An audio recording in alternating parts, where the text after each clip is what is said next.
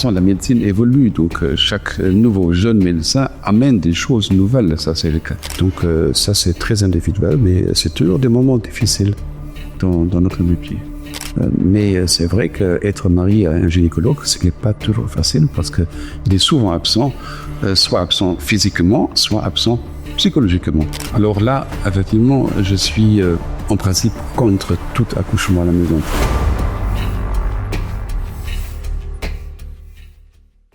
Bonjour, bienvenue sur notre plateau de podcast Medical Secure.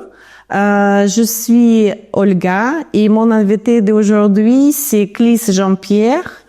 Il est gynécologue au Luxembourg. Il pratique depuis 35 ans. Et aujourd'hui, nous avons le plaisir de parler avec lui de son parcours. Bonjour Jean-Pierre. Bonjour Olga. Comment tu vas? Moi, ça va bien. Ça va bien, parfait.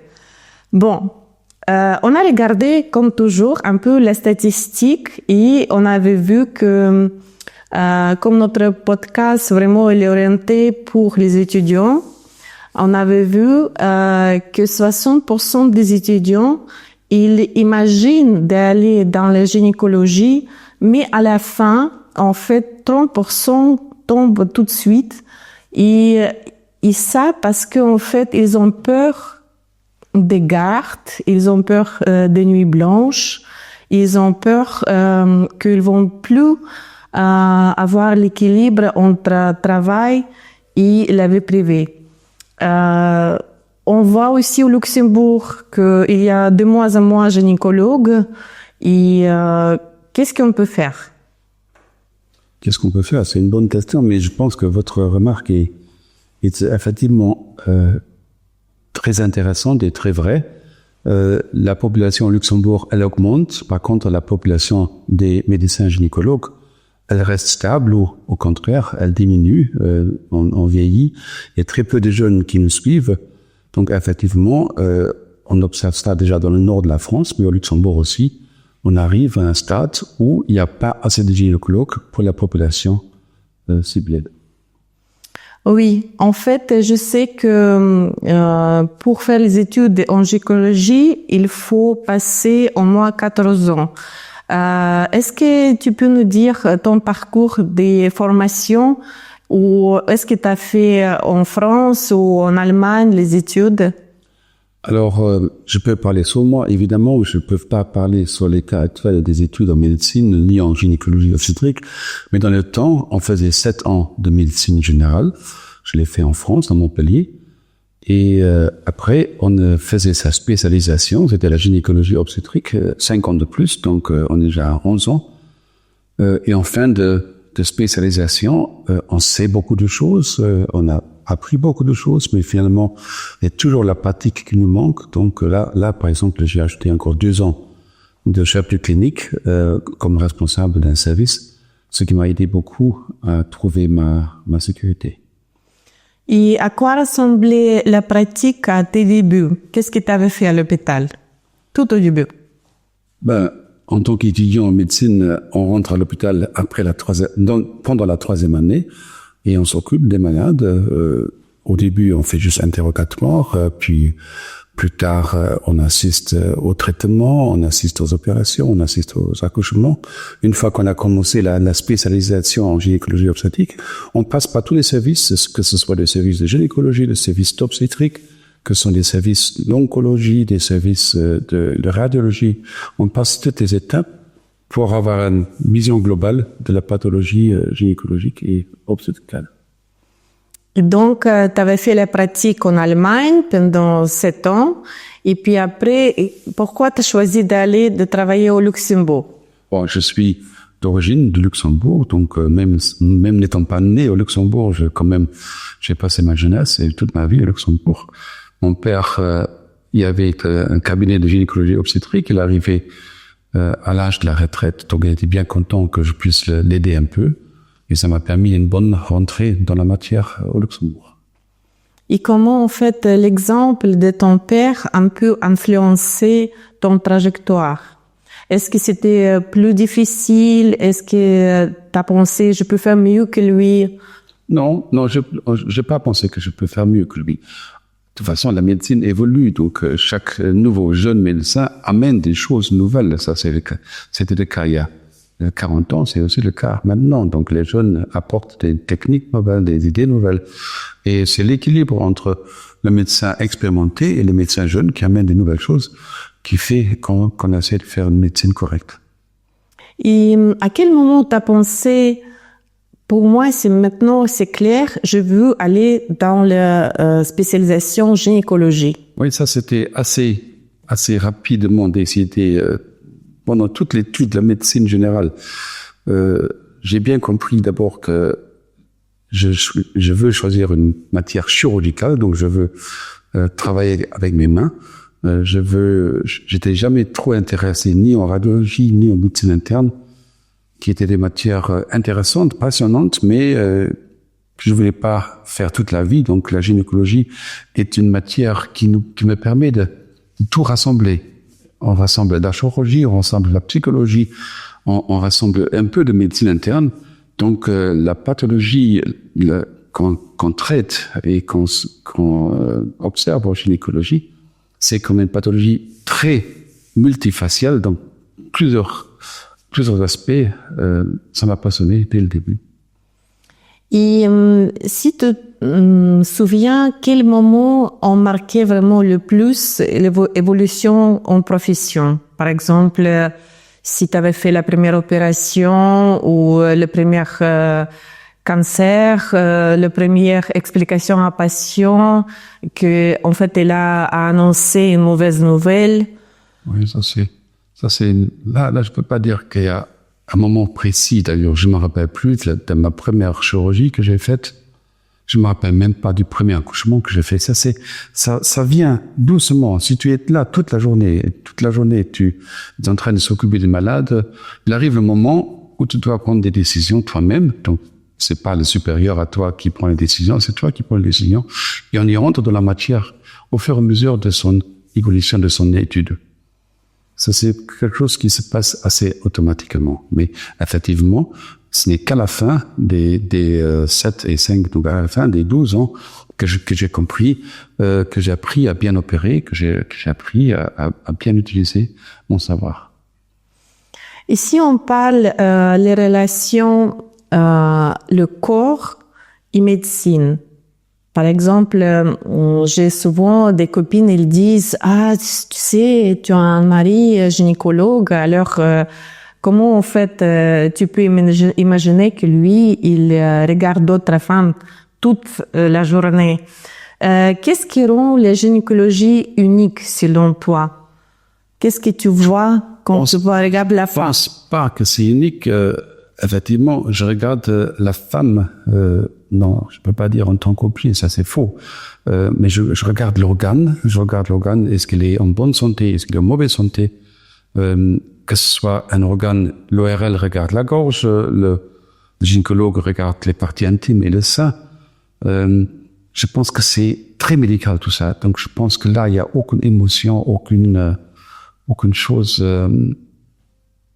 subjective dans tout ça. Je pense qu'on est très objectif et neutre dans tout ça. Et ça, on devient, je me rappelle, en tant qu'étudiant, effectivement, la première stage en gynécologie, on était à 5 ou 6 étudiants et une femme qui s'est déshabillée presque devant nous. Ça m'a choqué. Maintenant, j'ai compris que cette femme se déshabille parce qu'on doit regarder une pathologie, c'est ça, ok? Oui. Et comment, en fait, le jeune médecin, il peut créer la confiance envers la femme?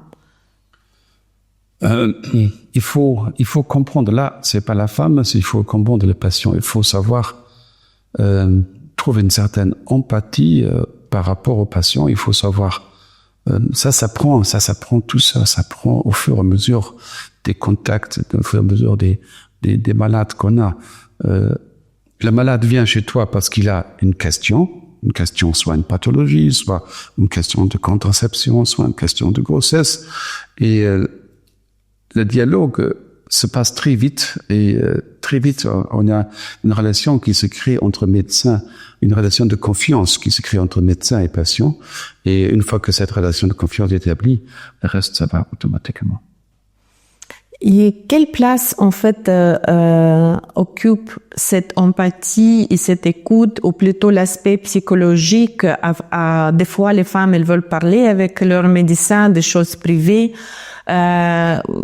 ou, en fait, tu arrêtes les femmes quand elles commencent à parler, je sais pas, elle est partie pour une heure à te raconter une histoire, ou bien tu dois écouter, et puis après, tu dis, oui, on va parler maintenant quand même de l'aspect médical et qu'est-ce qui se passe avec ton corps. Alors, chaque médecin, je crois, il peut influencer et diriger sa consultation comme il le souhaite, comme il le désire. Donc, il y a effectivement des femmes qui te racontent toute leur vie, dès la jeunesse jusqu'à maintenant, et tout dépend du temps que tu as et de l'intérêt que tu as à investir dans cette partie psychologique de la femme. Là, il faut trouver un bon milieu.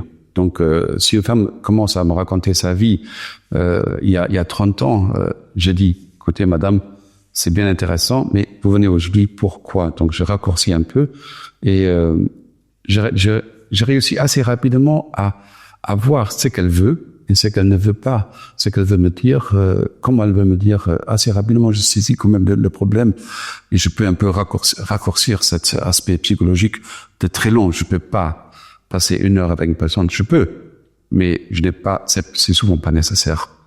Je fais en 10 minutes la même chose qu'elle aurait. Je sais autant de la patiente en 10 minutes qu'elle m'aurait dit en 1 heure.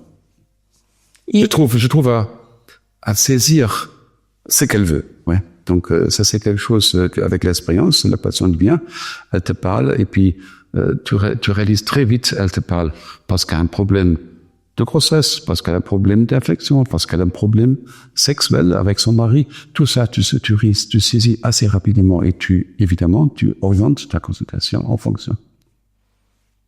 Et est-ce qu'il y a une évolution des attentes selon l'âge des femmes? Par exemple, les jeunes femmes, la première fois quand elle vient chez le gynécologue, elle n'a pas absolument à raconter quelque chose, elle veut juste être sûre qu'elle va pas tomber enceinte, donc elle veut un contrôle. Et après, elle veut aussi de se protéger, d'avoir les pilules pour ne pas tomber enceinte. Et puis l'autre femme qui a, je dirais vers cinquantaine, elle a d'autres problèmes. Donc si tu sais par rapport à l'âge, par exemple, combien de temps tu dois donner à une patiente, ou c'est plutôt unifié? Non, c'est jamais unifié. On donne, je pense pas l'âge est une grande importance dans le temps que je donne à une patiente. Je peux donner beaucoup de temps à une jeune patiente, je peux donner beaucoup de temps à une patiente plus âgée. En fait, c'est plus la raison pour laquelle elle vient chez moi. Et ça, c'est vrai. Les raisons de consultation sont différentes chez la femme jeune que chez la femme plus âgée. La femme jeune, effectivement, elle veut être sûre qu'elle est en bonne santé, qu'elle n'a pas d'infection, ou si elle a une infection, elle veut être sûre, elle veut savoir qu'est-ce que c'est comme infection. Elle veut être sûre qu'elle n'est pas enceinte, elle ne veut pas tomber enceinte, elle est enceinte, elle veut avorter. Tout ça, c'est les pathologies de la femme jeune. La femme plus mûre, c'est des pathologies différentes et aussi des attentes différentes. Et comment tu accompagnes les patientes quand tu dois annoncer une drame, je sais pas, par exemple un bébé qui est mort avant de naître? Oui, ça c'est le côté négatif de ma profession, effectivement. La gynécologie et l'obstétrique, les deux matières sont pas toujours gaies, c'est pas toujours un plaisir, au contraire, c'est un métier qui doit raconter des mauvaises nouvelles à un patient. Et aussi cette méthode, cet aspect négatif de la profession, ça s'apprend avec le temps. Donc annoncer une mauvaise nouvelle, que ce soit un cancer, que ce soit un enfant qui est décédé ou un enfant qui est mal formé, tout ça évidemment est une annonce difficile. Il faut quand même y passer. On peut pas la négliger. On peut pas dire tout va bien alors que rien ne va bien. Donc la patiente réagit d'une façon différente à mon annonce, et là, je dois m'adapter. Donc, certaines sont désespérées, d'autres sont plus réservées, certaines le savaient déjà qu'il y avait quelque chose qui n'était pas normal et non juste à la confirmation. Donc ça, c'est très individuel, mais c'est toujours des moments difficiles dans notre métier. Et toi-même, parce que toi, tu es aussi un être humain, comment en fait tu peux avoir cette frontière de ne pas trop penser à tes patientes quand tu arrives à la maison? Ça, c'est un mécanisme de protection, je crois. Effectivement, je veux pas dire que ça n'arrive jamais. Au contraire, il y a certains cas, certains accidents, certaines complications, par exemple à l'accouchement, que je peux pas juste laisser au cabinet ou à l'hôpital. Je les ramène à la maison et ça influence ma vie avec ma femme, avec mes enfants. Ça peut influencer pendant des journées entières.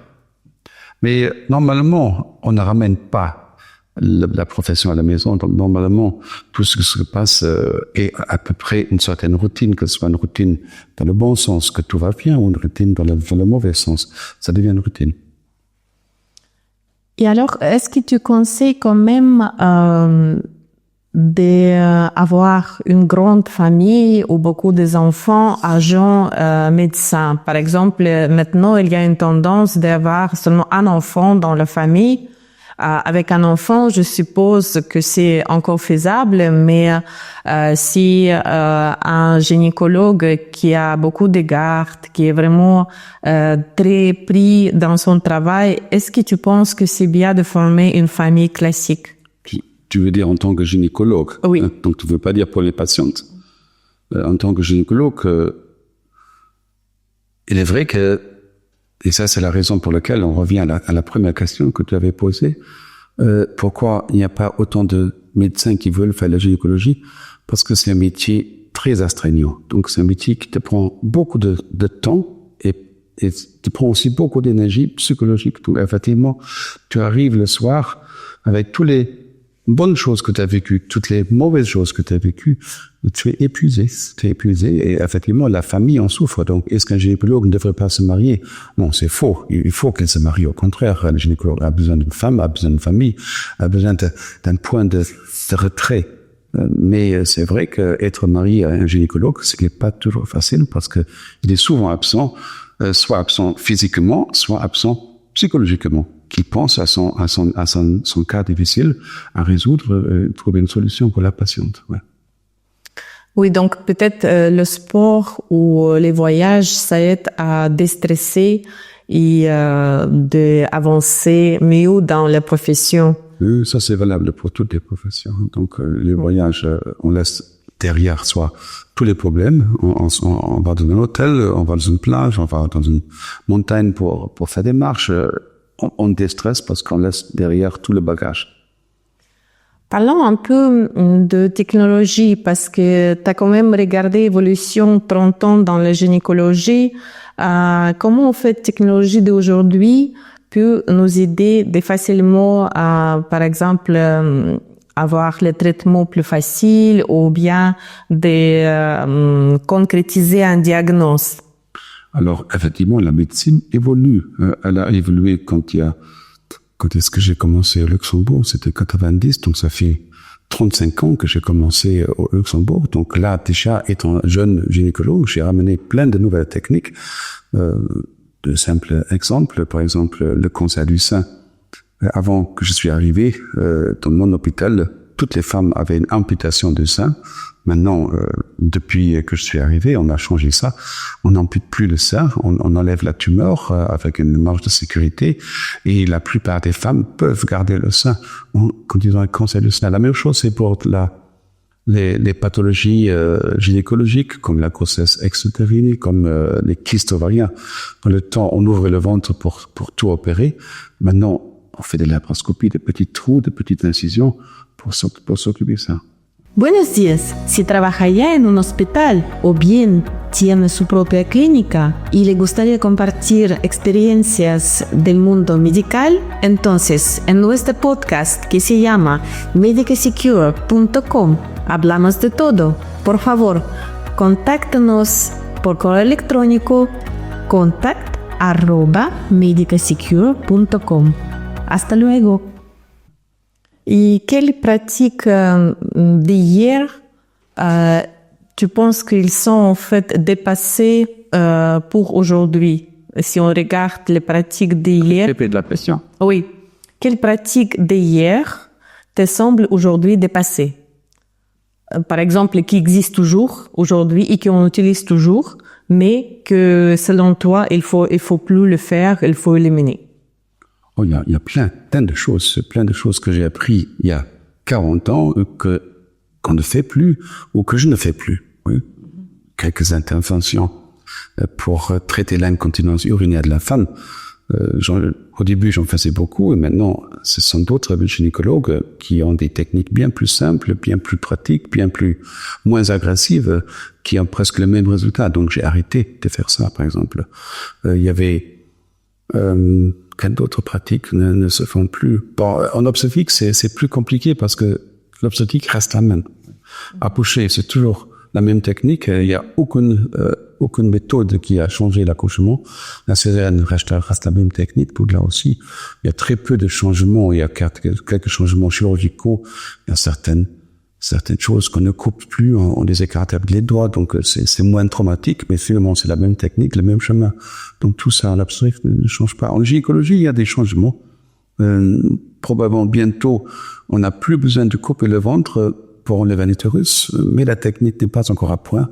La chirurgie est longue, très longue. Si on fait juste de la laparoscopie, elle va plus vite, pas une technique classique, mais tout ça va probablement disparaître. Donc les jeunes gynécologues ne savent même plus ouvrir un ventre, sauf en cas de césarienne. Là, ils le savent encore. Et parlons justement de l'accouchement. Comment en fait l'approche de la santé des femmes a-t-elle évolué? Par exemple, maintenant, on voit beaucoup que les femmes, elles veulent accoucher à la maison de nouveau.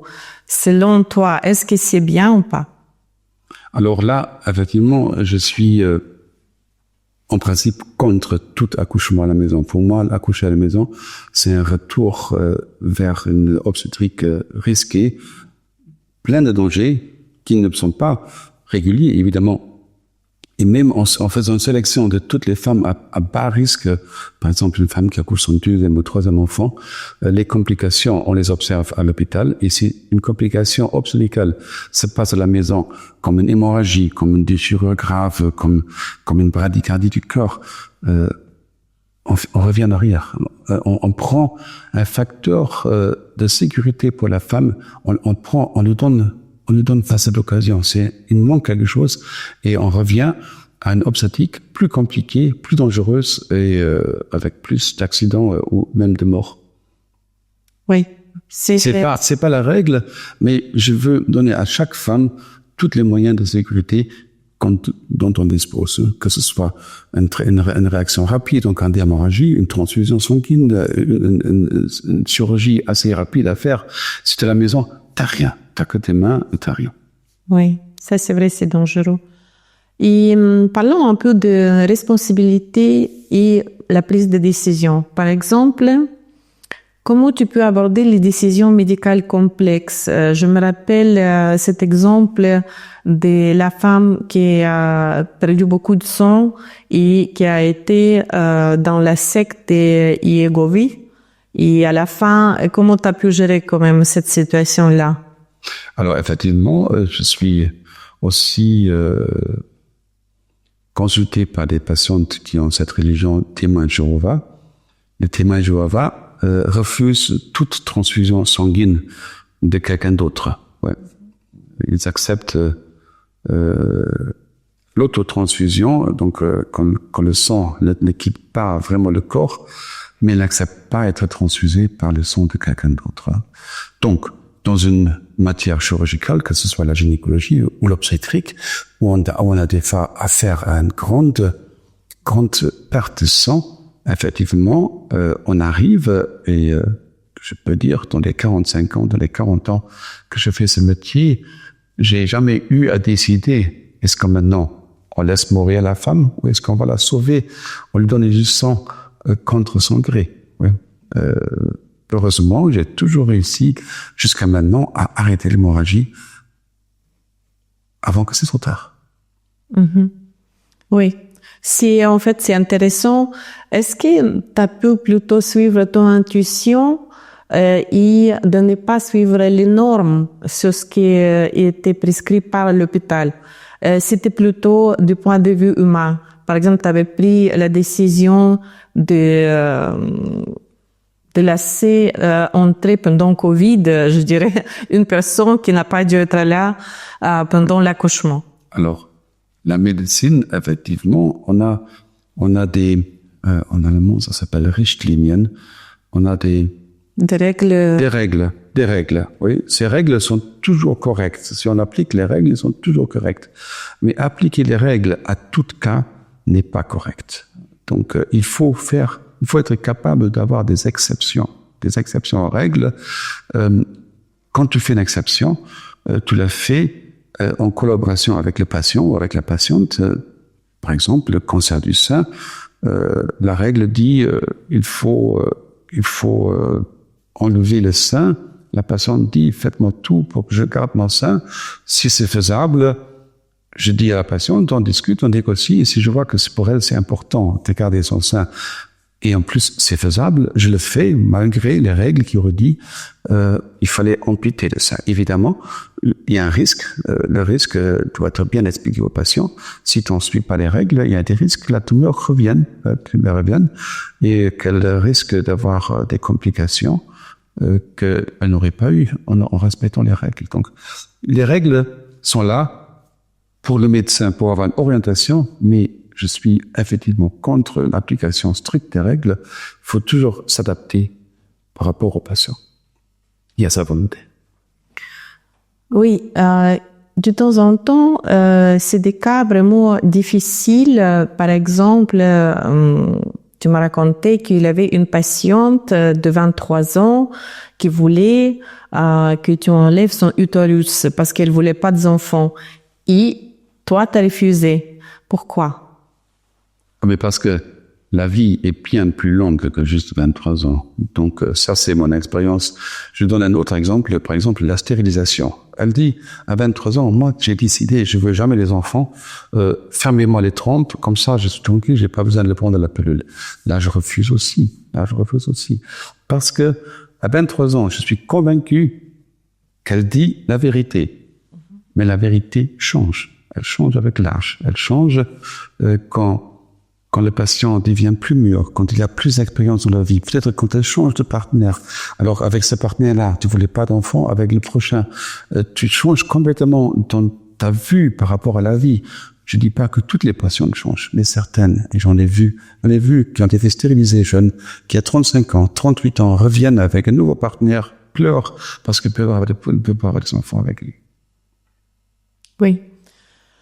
C'est toujours pas évident parce que la vie change et de temps en temps, si on est en fait sans travail et on est étudiant et tout d'un coup on tombe enceinte, la décision, surtout s'il n'y a pas de l'appui des parents ou des proches, elle devient difficile.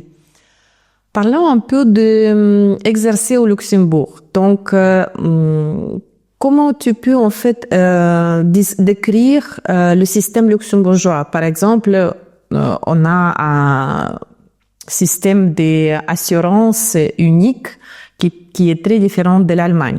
En Allemagne, tu peux avoir un gynécologue privé, donc tu dois payer. Comment ça se passe au Luxembourg? Au Luxembourg, effectivement, le système de la santé est uniforme, c'est-à-dire il n'y a qu'une seule cause de maladie, il y a qu'un seul sorte de patient, elle n'est ni privée, ni super privée, ni pauvre. Chacun qui est assuré, la seule condition, il faut être assuré. Donc, soit assuré volontairement en payant chaque mois 150 €, ou on est assuré parce qu'on a un travail, ou parce qu'on est au chômage. Le chômage paye aussi l'assurance. Donc, une fois qu'on est assuré au Luxembourg, tout est pris en charge par la caisse maladie. Et on n'a qu'un seul système. On est aussi, en tant que médecin, obligatoirement. Alors, c'est obligatoire. En tant que médecin, il est obligatoire d'être affilié à la caisse maladie. Et c'est eux aussi qui nous imposent les prix. Donc, je ne suis pas libre dans la fixation de mon prix. Si toi, tu viens chez moi en consultation, tu payes X € et je peux pas demander X plus 5 ou X plus 10. Je ne peux pas le faire. Donc, ça veut dire qu'en Allemagne, par exemple, ils peuvent le faire. En Allemagne, ils le font. Donc, si en tant que patient non privé, tu payes rien, en tant que patient privé, tu peux payer 100 €, 200 €, 300 €. Le médecin peut fixer lui-même son tarif. Et comment tu gères en fait cette multiculturalité au Luxembourg, parce qu'il y a beaucoup de nationalités, il y a des Portugais, il y a des Italiens, il y a des Luxembourgeois, des Français. Donc c'est évident que de temps en temps la patiente elle-même parle pas la langue du médecin. Est-ce qu'il y a des secrétaires qui traduisent ou comment tu fais? Oui, effectivement, la population, la clientèle change. Comme ma ville, dans les 40 ans que j'ai vécu, elles sont passées effectivement. J'avais au début beaucoup de luxembourgeois, j'avais quelques étrangers. Maintenant, c'est le contraire. J'ai presque une clientèle étrangère qui parle presque toute le portugais, français.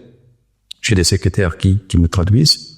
J'ai des bonnes secrétaires qui savent très bien traduire le langage de la patiente et aussi mon langage vers la patiente. Donc ça marche. Et avec le yougoslave, j'ai aussi une femme yougoslave qui vient avec les femmes yougoslaves pour traduire.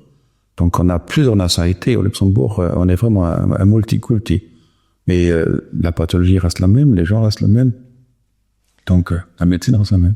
Et peut-être cet aspect technologique, parce que je sais qu'il y a un appareil maintenant en Chine qui est justement placé sur la table et il traduit simultanément des langues des interlocuteurs. Est-ce que tu penses que tu vas l'utiliser ou pas? Parfois, j'utilise le Google Translate. C'est pas si raffiné que ça parce que il faut quand même parler ou écrire.